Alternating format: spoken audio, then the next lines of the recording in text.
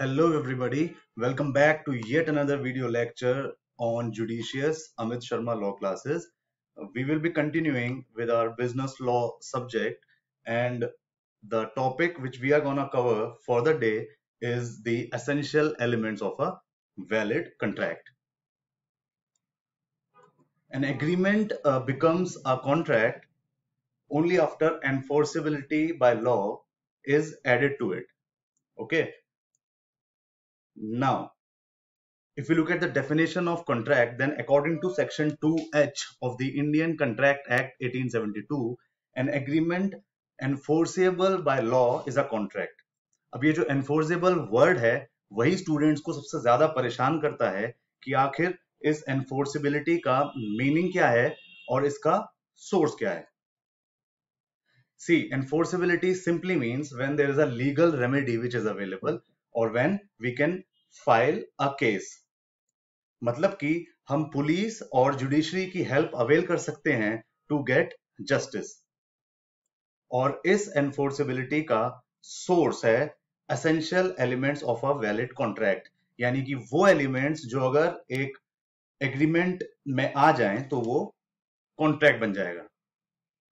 Now these elements are at least two or more parties, offer and acceptance, intention to create a legal relationship, free consent, possibility of performance, capacity to enter into a contract, lawful object and consideration, consensus ad idem, agreement should not be expressly declared void by the law, and legal formalities.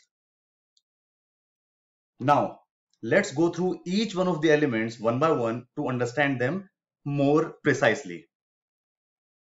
Point number one is at least two or more parties.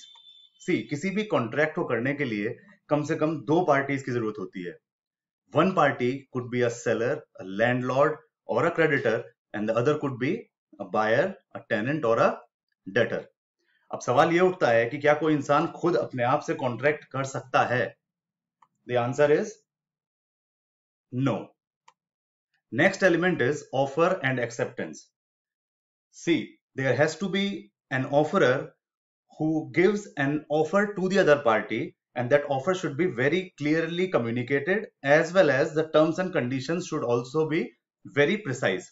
On the other hand, there has to be an offeree who will give the acceptance and also communicate the same to the offerer, accepting the entire terms and conditions associated with that particular offer.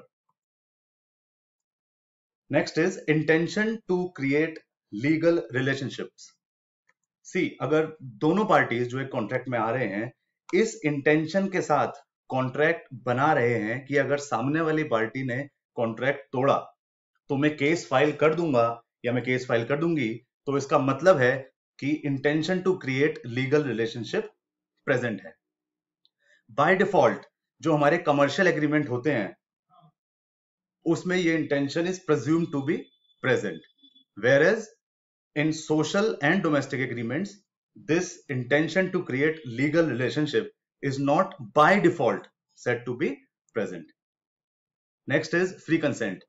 If a party signs on a contract with its own free will, then that consent is said to be voluntary consent or free consent, and such a consent is deemed to be valid in the eyes of the law. However, if the signature or approval of the party is taken by either coercion or undue influence, fraud, misrepresentation or mistake, then it is said to be an involuntary consent, और जो कि free नहीं होती, and it is deemed to be void in the eyes of the law.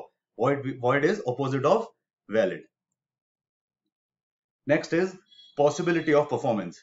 See, अगर कोई government आपसे बोले कि मुझे आप कुछ पैसे दीजिए और मैं आपको ये बता दूंगा कि आपके घर में गड़ा हुआ पैसा कहां पर रखा है, या फिर कोई डॉक्टर अगर आपसे बोले just give me this much amount of money and I will, मैं इस मुर्दे के अंदर जान डाल दूंगा, तो आपका रिएक्शन कुछ इस तरीके का रहेगा, बिकॉज ये दोनों ही तरीके की जो बातें हमने करी दे आर बेसिकली इम्पॉसिबल, और जहां पर पॉसिबिलिटी ऑफ परफॉर्मेंस ना हो वहां पर कॉन्ट्रैक्ट भी नहीं माना जाता. Let's look at the other element, capacity to enter into a contract.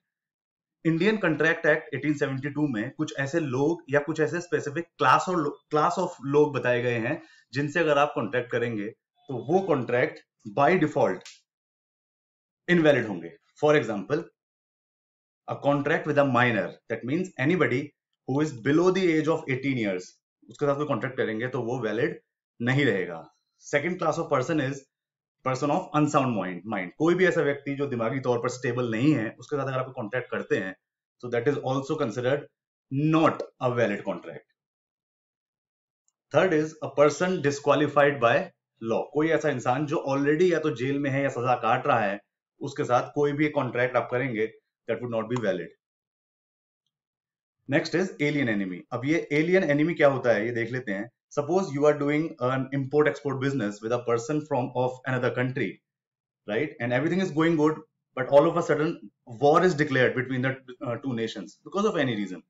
तो उस बंदे के साथ जो आपके जितने भी एग्रीमेंट थे ना कमर्शियल नेचर के, वो सारे के सारे उस दिन से कैंसिल हो जाएंगे जिस दिन वॉर डिक्लेयर हुई. वॉर के ड्यूरेशन तक कोई भी ट्रेडिंग आप उस बंदे के साथ नहीं कर सकते, क्योंकि at that duration, during that period of time, that person is considered to be your alien enemy. तो इन लोगों के साथ अगर आप कोई कॉन्ट्रैक्ट करते हैं, that is considered to be automatically invalid. Next is lawful object and consideration, यानी कि जो कॉन्ट्रैक्ट का पर्पस है वो बाय डिफॉल्ट वो लीगल होना चाहिए. इलीगल चीजों के लिए कॉन्ट्रैक्ट आप नहीं कर सकते. फॉर एग्जाम्पल, किसी को मर्डर करने का कॉन्ट्रैक्ट, वो अपने आप में इलीगल है. कोई फ्रॉड करने का contract, again it is an illegal contract. कोई ऐसे ड्रग्स को सप्लाई करने का कॉन्ट्रैक्ट जो गवर्नमेंट की तरफ से बैंड है, राइट, तो ये भी एक लीगल कॉन्ट्रैक्ट में आ जाएगा. And buying and selling of guns without a license, such a kind of contract is also considered to be not legal. Next we have consensus ad item. इसका मतलब होता है same thing in the minds of both the parties. Suppose दो लोगों के बीच में एक एग्रीमेंट हुआ to sell a black car, और जो सेलर है ना उसके पास मगर दो ब्लैक कलर की गाड़ियां हैं. One is a Mercedes black colour and the other is a black Honda. और जब उसने एग्रीमेंट टू सेल करा तो उसके दिमाग में था अपनी होंडा को सेल करने का आइडिया, जबकि जो दूसरा बंदा परचेज करने के लिए खड़ा है, he is thinking about that black Mercedes of the seller. That means they are not on the same page and they don't have same thing in their minds, right? तो ऐसा कोई एग्रीमेंट या contract जहां पर same thing in the mind of both the parties ना हो, या फिर कंसेंसस एड एडम ना हो, ऐसे कॉन्ट्रैक्ट्स वो पहले ही बोले जाएंगे दे आर इनवैलिड. नेक्स्ट जो एलिमेंट है वो है agreement should not be expressly declared void by the law. void is basically opposite of valid, और इसके अंदर कोई भी एनफोर्सिबिलिटी बाय लॉ नहीं होती. हमारा जो इंडियन कंट्रैक्ट एक्ट 1872 है उसमें एक शेड्यूल दे रखा है जिसके अंदर वो सारे एग्रीमेंट्स गवर्नमेंट ने मेंशन कर रखे हैं जिनको वो void मानते हैं, यानी कि उनके अंदर वो इनवैलिड हैं और उनके अंदर इन्फोर्सिबिलिटी नहीं है. ऐसे बहुत सारे एग्रीमेंट्स हैं. एक एग्जांपल मैं यहाँ पर देता हूँ आपको. वेजरिंग एग्रीमेंट यानी कि बैटिंग का कोई भी एग्रीमेंट है, वो बाय डिफॉल्ट वॉइड एग्रीमेंट की कैटेगरी में आता है.